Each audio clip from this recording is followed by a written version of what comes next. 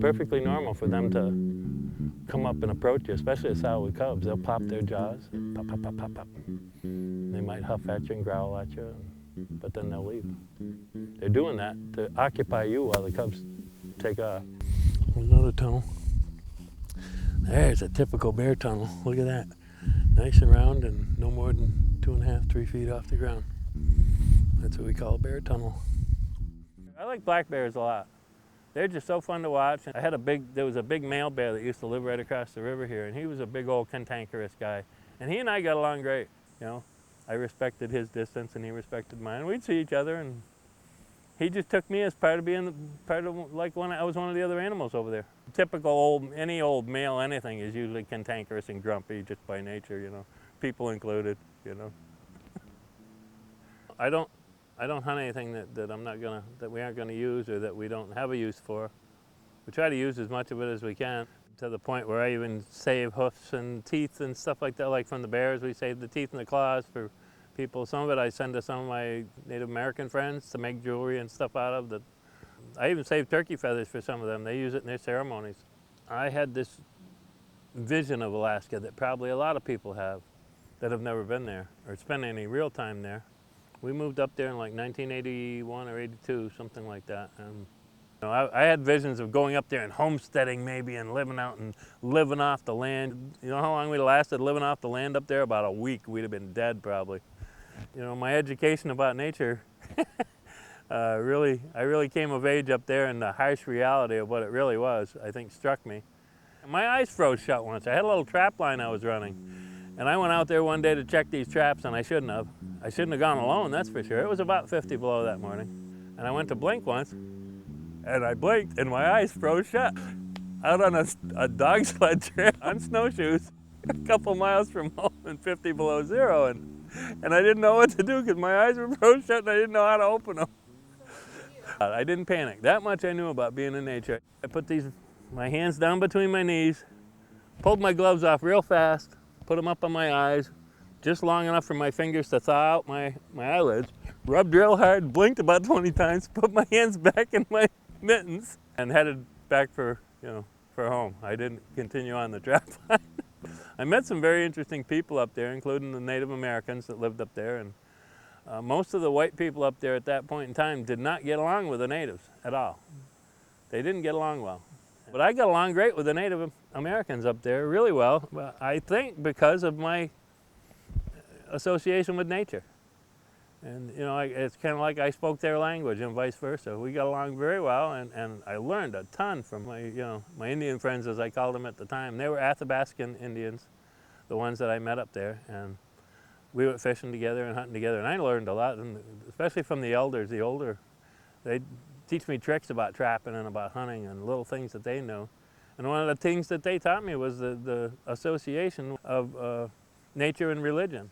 Religion to them is all about nature and their relationship with it, and how they respect it, and how they treat the land and the animals and everything, the wind, the water.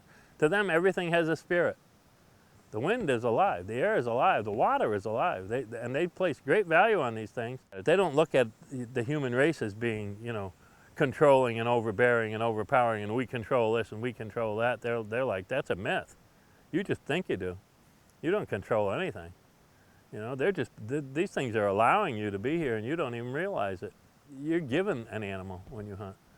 You're being offered that. That animal is offering itself to you. When a moose steps out in front of you and you're hunting, the animal just decided to give up its life so you can survive by eating and getting its fur. That's the way they look at it, and they believe that. But they were converted a long time ago by white settlers into Christianity. And so they have both religions that they have to juggle. Their stories are a lot older than the Christian stories in some cases. Theirs go back enough generations to be before the Bible. And yet the stories are similar. They just have different names for the characters. And the Great Raven had a raft, so that when the big flood came, great raven's raft came and the people were able to get on it with 2 animals of each one to save them. They have a Noah's Ark story in their religion. They said, well, what do you think about that? And they said, well, the one proves the truth of the other. I even tested some of their stuff out. They said, oh, you can test it. If you don't believe, you can test it out. Like asking raven for luck. We went deer hunting. My wife could tell you too. We were deer hunting, we were bow hunting, and I said, watch, the raven will come by and let us know when there's a deer coming. And we'd be sitting there, and a raven would fly like right over our heads when we'd be sitting up on the mountain here, around here in a tree stand. And the raven would come from a certain direction and fly right over our heads, and he'd squawk like 3 times. And like 3 minutes later, a deer would come from that very direction and walk right to our tree and stop. And this happened not once, this happened hundreds of times. They think that the ravens that are flying around have the spirits of hunters and fishermen that have passed on, living within them. And they're down here to watch us and keep an eye on us. That's why the ravens are here. I know that there's some sort of a spiritual bond there. And I'm not a god, I don't know how it works. All I know is there's something there. I mean, you know, pick up the tiniest flower, the tiniest one you can find, and look at it really close, like with a magnifying glass. The tiniest little form of life you can find. And a flower is the greatest thing I can think of. And look at it real close, you know? And then go find every scientist, the greatest ones in the world, and say, you know what? You build me one of them from scratch. You're so great. You know all this stuff. Us humans, build me one of them. I'll give you $100 million to build me one of them from scratch. Take all your test tubes and your chemicals, anything you want. Take your particle accelerator and all that stuff and build me one of them little flowers. Show me how that works. Show me how to build one of them. They won't even come close. I mean, look around you, what's here? I mean, it's incredible what's here. Everything has some sort of a relationship with everything else. We're all related. Everything here is related, all the life that's here, and even the stuff that doesn't appear to be alive. So I'd say to people, be respectful. You might be wrong in what you're thinking, in other words. There might be something here bigger than you are. There's proof that evolution exists, that things do evolve. Certainly things do evolve. As far as where we fit into the picture, who knows?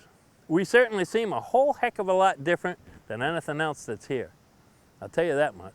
You know how much I like bears. I like hanging around bears and stuff. Bears have been around for a long, long time. They haven't figured out how to make, you know, Volvo station wagons to ride around with them with the air conditioners on days like this. You don't see them doing it. I don't see anything else with TV antennas, riding around in jets, trying to go to different worlds and stuff. Why is that? I never figured that out. We got a perfectly good place right here to live if we take care of it. We've evolved a lot differently than everything else here, so I'm not quite sure that we started out here. I think we could very well have been placed here by someone or something or some God, who knows? I mean, you can make up words. There's all kinds of different words even for God, but God's as good as any. What's out here in nature is all pretty simple. And all you got to do is take the time to look, but have some respect for it. Because it isn't necessarily here forever, and neither are we. I personally think we're going to be the shortest lived species that has ever walked the earth. Ever. We'll go down in history, if history is ever written after us. I mean, actually there won't be any history books after us, because you notice none of the other life in this world gives a darn. They don't write books about it, we do. It's only important to us, evidently. They don't care. You know, the birds that are singing, they're just one day at a time in it. You know, they're just enjoying life today as it is. Right where that cut goes down through the corn, that's where you saw him. He's up in the corn there right now. So if we go this low edge, if we follow this low edge, we might catch him. I know where he's going to come out. If he comes out of the corn, he'll come out over there.